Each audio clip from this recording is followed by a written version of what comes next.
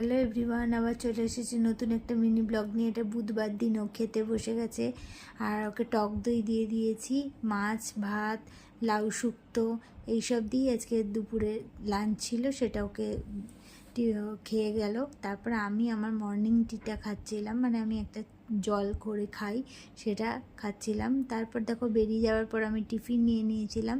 আমি প্রোটিন পাউডারের সঙ্গে টক দই দিয়ে খাই। প্রোটিন পাউডারটাও তোমাদেরকে দেখাবো কিভাবে বানিয়েছি।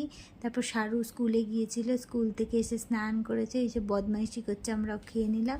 তারপর রাত্রিবেলা দেখো চিকেন স্যুপ আর ব্রেড খেয়েছিলাম। এবার আমরা বেরিয়ে পড়েছিলাম রাতের ওই সমাবেশে, যেটা কিনা রাত্রি 11:30টায় হওয়ার কথা ছিল।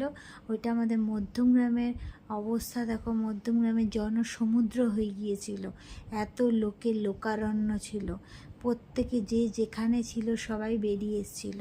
দেখো কি হলো।